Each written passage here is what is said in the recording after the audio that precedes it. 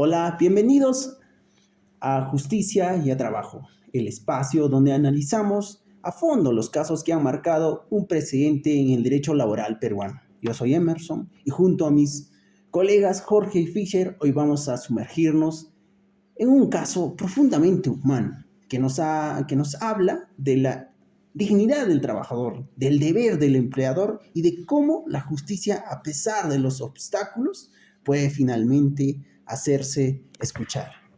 Así es, Emerson. ¿Y qué caso vamos a hablar hoy? Pues hoy vamos a hablar acerca del caso del señor Valerio Ruperto Benavente, un trabajador minero que dedicó 20 años de su vida a la empresa Shoujan Hierro Perú S.A. en condiciones sumamente duras y que debido a la falta de medidas de seguridad desarrolló una enfermedad pulmonar irreversible que afecta tanto a su familia y a él mismo. Él no pidió más que justicia y reparación por el daño sufrido. Y Jorge, justamente en ese camino lo que enfrentó fue un sistema judicial que no siempre reconoce el valor de la vida humana. Eh, Cuando se trata de enfermedades que son causadas en el trabajo. Este caso es emblemático porque no solo logra asentar responsabilidad civil por por el incumplimiento del deber de seguridad, sino que también representa a miles de trabajadores que enferman lentamente, en silencio, bajo el polvo del olvido, a través de los años, de los muchos años que trabajan. Vamos con el breve contexto que también ya se dio un pequeño detalle al inicio, ¿no? Valeriano Ruperto Benavente fue un soldador en las plantas de procesamiento de mineral desde 1971 hasta 1992, cuando la empresa aún era Marcona Mining Company, luego Hierro Perú y finalmente Shogun Hierro Perú. Trabajaba reparando hornos, tuberías y sistemas industriales en lugares altamente contaminados donde se exponía a los polvos nocivos que estos mismos o los mismos residuos que al soldar estos dañaban su salud y que provenían de estos metales. Así es, Emerson. Y cuando decimos contaminados, hablamos de ambientes saturados en polvo fino, sílice, gases sulfurosos, radiación térmica, humedad constante y con explosión prolongada sin protección adecuada. Lo más grave es que no le entregaron implementos de seguridad, a pesar que la ley en ese momento ya exigía un tipo especial de protección para los trabajadores que se dedicaban a estas labores de alto riesgo. Y precisamente el producto de estas condiciones, el señor Valeriano desarrolló neumoconiosis, también conocida como silicolosis, una enfermedad pulmonar causada por la inhalación de polvo de sílice. Esta es una afectación crónica, progresiva y en muchos casos mortal. El trabajador pierde la capacidad respiratoria, la calidad de vida es mucho peor cada vez más y la posibilidad del trabajo es lo peor. Y sobre todo, esto es prevenible, pero la empresa no tomó las medidas necesarias para que esto no ocurra con sus trabajadores. Frente a ese escenario, Valeriano interpone una demanda solicitando 119.330 por indemnización de daño moral, daño emergente, lucro cesante y daño a la persona, alegando que la empresa incumplió con su obligación contractual de cuidar precisamente su salud y por tanto debía responder por los daños que se había generado durante su labor en esta empresa. Emerson, Fisher, déjame contarles que en primera instancia se le da razón al señor Valeriano. El juzgado, que sí reconoce que hubo una negligencia de la empresa, pues es evidente también, ¿no? Que al estar expuesto a polvos que contaminan, dañan su sistema respiratorio, no podía ser otra que reconocerle, ¿no?, este derecho. Reconoce también el daño que se está acreditando, que es acreditado con el examen médico ocupacional y que existe un nexo causal directo entre el trabajador y el enfermado. ¿Qué quiere decir esto? Que no pudo haber otra forma de que el trabajador se enferme de esta neumosis pulmonar, simplemente que estando en el trabajo expuesto a estos polvos que dañaron su sistema nervioso. Y asimismo, en la primera instancia le otorga una indemnización de 30.000 soles, lo cual yo considero que no es suficiente para, pues para todo el daño que se le está causando a él y a su familia, ¿no? Por la preocupación y demás cosas demás factores que no permiten el desarrollo, una calidad de vida adecuada para el señor Valeriano. Y aunque se rechace el daño a la persona por considerarse de otra vía, ¿qué opinas tú, Fischer, al respecto? Bueno, como sabes, en nuestro país y en todos los países, nuestros sistemas tienen más de una instancia para impugnar las sentencias que se dan por un juez en caso de que las partes no estén de acuerdo con la decisión que se haya tomado. Bueno, como ya explicó Jorge, la primera instancia se le dio la razón parcialmente, eso también es importante mencionarlo, se le dio la razón parcialmente al señor.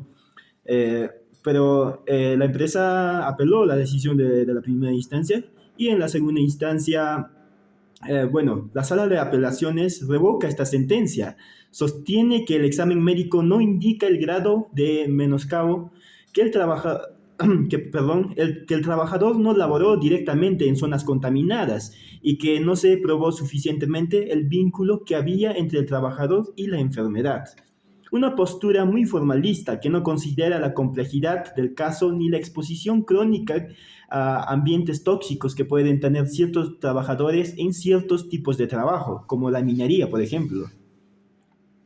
Ya.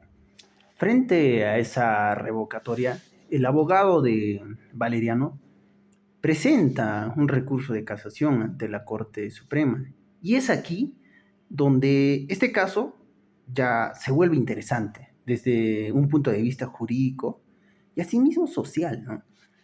La principal causal fue la inaplicación del artículo 1321 de nuestro Código Civil, que regula la indemnización por ejecución de obligaciones contractuales por culpa de dolo o negligencia, que ésta se ha ido evidenciando por parte de la empresa hacia el señor Valeriano. Exactamente, Emerson. El argumento es que el empleador tenía una obligación contractual de seguridad, ¿no? Denominado también seguridad y salud en el trabajo. No cumplir con esta obligación constituye un incumplimiento contractual, sancionable con una indemnización hacia la empresa. Pero no se trata sino de un simple descuido, ¿no? Hablamos de una obligación jurídica positiva, exigible y fundamental, que va muy relacionada a la calidad de vida del trabajador, que también está muy contemplada en nuestra Constitución Política de 1993.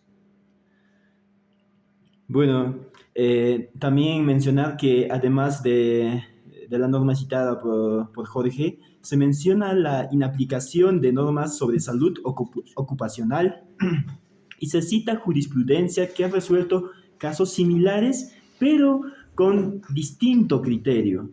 Lo fundamental es que se insiste en que el daño fue producto de una culpa inexcusable del empleador, que pudo prevenirlo con medidas más simples como mascarillas, ventilación o rotación de turnos, pero la empresa no tomó este tipo de medidas. La Corte Suprema evalúa los argumentos y declara fundado el recurso de casación. ¿Qué dice? Primero, que el artículo 1321 del Código Civil sí era aplicable, ya que se trataba de una obligación contractual incumplida. Y en segundo, que el examen médico ocupacional es prueba válida, si forma parte de una estación probatoria completa. Así es, Emerson. El pronunciamiento de la Corte también dice que lo más valioso para este fallo es que se establece que en casos de enfermedades profesionales, la responsabilidad del empleador es contractual y puede derivar en indemnización si se cumple el deber de cuidado. Además, también señala Emerson que aclara que hay una presunción de responsabilidad patronal en estos casos, ¿no? Y bueno, también mencionar que el Tribunal Constitucional ratifica lo antes mencionado y ya había dicho que, bueno, el examen médico ocupacional era válido para acreditar las enfermedades profesionales, sobre todo cuando el trabajador ha estado, bueno, expuesto así de forma prolongada agentes patógenos en el lugar de su trabajo, como las personas que tal vez hayan trabajado en las minas o en este tipo similar de trabajo, saben que estos lugares son muy contaminantes, que incluso respirar aire en estos lugares puede enfermarte de alguna infección pulmonar y muchas cosas más. Por lo que y como ya mencioné antes, eh, estar expuesto de forma prolongada en estos lugares puede ser incluso mortal para los trabajadores de este tipo de trabajos. En este caso, la silicolosis solo pudo haberse desarrollado en este ambiente. Es lo que mencionan los expertos de medicina, doctores. Ellos ven claramente que este tipo de enfermedades pulmonares solo se desarrollan en cierto tipo de lugares. El lugar en este caso fue una mina en el que el trabajador no tenía los equipos de protección personal necesarios para realizar su trabajo, ¿no? La Corte identifica 4 elementos de la responsabilidad civil, que uno vendría a ser la conducta antijurídica, donde nos da mención de que la empresa no entregó los implementos de seguridad necesarios hacia, hacia el trabajador y asimismo, y esta lo que derivó a que el señor enferme. Segundo es el daño acreditado, donde se evidencia que el señor adquirió la infección pulmonar, conocida como neumoconiosis, que esta misma fue diagnosticada, ¿no? Después de desarrollar su trabajo durante tantos años de exposición a estos gases. 3. El nexo causal, la relación directa que hay entre el trabajo desarrollado en la empresa y asimismo que ésta derivó hacia adquirir la enfermedad. 4. El factor de atribución, la culpa inexcusable de parte de la empresa al no brindar los implementos de seguridad necesarios para que el señor pueda brindar un servicio de manera satisfactoria con el cual no hubiera enfermado o no se hubiera producido esta infección que es de manera permanente y que perjudica su vida, ¿no? Así es, Emerson. Otro elemento clave del fallo es que se acredita que si el empleador hubiera cumplido con las obligaciones de seguridad y salud en el trabajo, opera una presunción de culpa leve y, y si se prueba que hubo omisión grave, en este caso, ¿no? Omisión grave porque no se le brindó los elementos, ¿no? Los equipos para poder desarrollar las actividades sin vulnerar su derecho a la vida. Ya hablamos de culpa inexcusable. ¿Y qué es la culpa inexcusable, no? Bueno, en el contexto legal peruano, la culpa inexcusable se refiere a la negligencia grave en el cumplimiento de una obligación, donde se omite una diligencia mínima y básica exigida por la naturaleza de la obligación. Es un grado de culpa más severo que la culpa leve y se equipara al dolo en cuanto a sus consecuencias. Para que se configure la culpa inexcusable, se deben cumplir ciertos requisitos. Negligencia grave en este caso, ¿no? Debe existir un incumplimiento grave de la obligación, evidenciando una falta de cuidado elemental, una falta de diligencia mínima. En este caso, el empleador no ha actuado con la diligencia ordinaria para que el trabajador pueda cumplir sus labores de manera satisfactoria sin vulnerar su derecho a la vida y a la dignidad humana. Asimismo, la culpa inexcusable no se presuma y debe ser probada por quien la alega, en este caso por el señor Valeriano. La consecuencia de la misma es que puede acarrear la obligación de indemnizar por daños y perjuicios causados, tanto el daño emergente como el lucro cesante. Bueno, ya Jorge mencionó que son importantes las cosas que se ha dicho, ¿no? Pero también este fallo es importante porque se reconoce el daño moral como parte del perjuicio indemnizable. Ustedes dirán, ¿cuánto le dieron? ¿20,000, 30,000, 50,000, 100,000, 1,000,000? ¿Ustedes creen que esto solo se trata de dinero? No, esto no se trata solo de dinero. Se trata del sufrimiento que tuvo que pasar todo este tiempo, todos los años que trabajó el señor en esta mina. Se trata de la pérdida de salud, del impacto emocional que pueden tener los trabajadores si no se les brinda una adecuada capacitación, y también del deterioro de la vida personal y familiar del trabajador. Como nos dimos cuenta, esto no solo se trata de dinero. Si solo se tratara de dinero, sería otro mundo. ¿Ustedes creen que con 100,000, 1,000,000 de soles se puede recuperar la salud? No, no se puede. Por lo que esto no se trata solo de dinero, se trata de muchas cosas, del sufrimiento de las personas, de la salud, de la situación emocional que pueden tener los trabajadores después del tiempo en el que estén trabajando en nuestros lugares y sufrir enfermedades por ellos mismos. Los familiares ya no sentirán la misma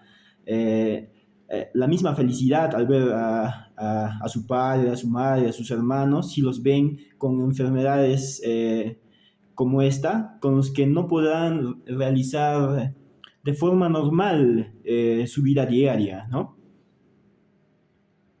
Ya. Y con esto, con esta lección, llegamos a la parte más final, a la parte final, ¿no? Y con esto llegamos a la parte más importante de este episodio, la parte de la reflexión. Más allá del tecnicismo legal, este caso nos interpela como sociedad. ¿Qué tipo de trabajos estamos permitiendo? ¿Hasta dónde llega la responsabilidad de un empleador? Esto no es solo un expediente judicial, es la vida de una persona que respiró polvo por décadas. Y asimismo, y esto se permitió, ¿no? Y esto terminó pagando con su salud. Es un deber legal y humano, y cuando no se cumple hay consecuencias. Así es, Emerson, como tú lo indicas, ¿no? Yo me pregunto también, ¿puede valer más el dinero que se ahorra en la empresa al no brindarle al trabajador los equipos necesarios para el cumplimiento de sus labores, o es más valioso la vida?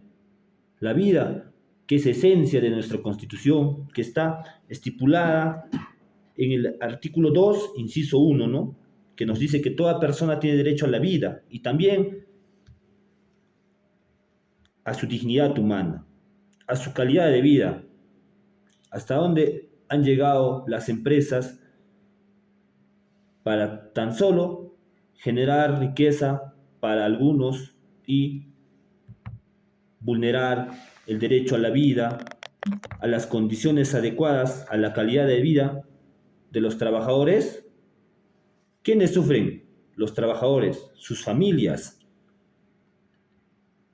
Y por eso mismo, este caso considera que el incumplimiento de condiciones de seguridad genera relaciones de responsabilidad contractual y que los tribunales deben interpretar las pruebas en el marco de la realidad laboral, no desde una visión puramente formal. Y claramente, Emerson, Jorge, es importante mencionar la normativa nacional, mencionar la Constitución y sobre todo, sobre todo desde la salud pública y también los derechos humanos que están protegidos, avalados internacionalmente. En este caso es ¿cómo se podría decir? Es un grito de alerta, porque hay miles y miles y millones de trabajadores en todo el mundo que están desprotegidos por la ley y por las empresas mismas, que no entregan los equipos de protección necesarias a las personas, a sus trabajadores, para que estos puedan realizar su trabajo adecuadamente.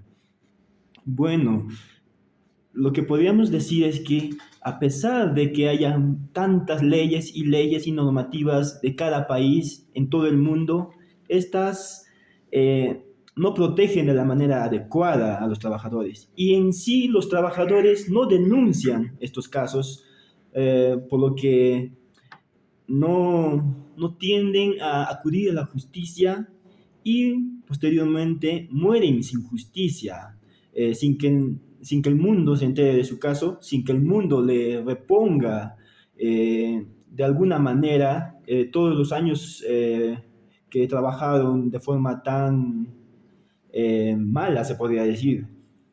Bueno, como ya mencionaron Emerson, Jorge, este fallo puede ser un precedente para todos estos casos, para todas estas personas, para que estas personas puedan tomar conciencia de ella misma y poder levantar la voz para reclamar sus derechos, para que el lugar de trabajo sea mucho más humanitario, mucho más seguro para nosotros mismos. Y así llegamos al final de este episodio. Hoy no solo analizamos un caso judicial, sino que atravesamos una historia humana, una lucha silenciosa que representa a miles de trabajadores en nuestro país y asimismo en América Latina, en el mundo. El caso de Valeriano no es aislado, es el eco de una realidad que se vive en nuestra sociedad, que muchas veces se esconde detrás de cifras de producción o estadísticas de crecimiento económico. Gracias Emerson, gracias Fisher. Y recuerden que el derecho al trabajo no solo se trata de contratos, salarios, también se trata de salud, dignidad y un futuro. Derechos que han sido ganados a lo largo de la historia con huelgas, protestas, incluso vidas humanas, para que los mismos sean reconocidos y estén estipulados en nuestra Constitución, y los mismos que nosotros, como futuros profesionales del derecho, tratemos de hacer valer para las personas que tal vez por temas económicos o por temas de falta de interés o desconocimiento no impugnan o hacen respetar este derecho. Gracias. Así es, Jorge y Emerson. Este episodio no solo es para Valeriano, también es para muchos otros más, muchos otros trabajadores que aún esperan justicia, para que se les devuelva de alguna manera derechos que fueron infringidos en estos centros de trabajo. Necesitamos, como ya mencionaron ambos, que las empresas sean más humanitarias, protegiendo a sus trabajadores para que se sientan más seguros, mucho mejor, con mucha salud, para que puedan realizar de una manera inequívoca, bien, de una forma buena sus trabajos, ¿no? Esperemos que tengamos otra oportunidad para seguir hablando de este episodio. Emerson, despídete de nuestros oyentes. Este fue un episodio especial de Justicia y Trabajo.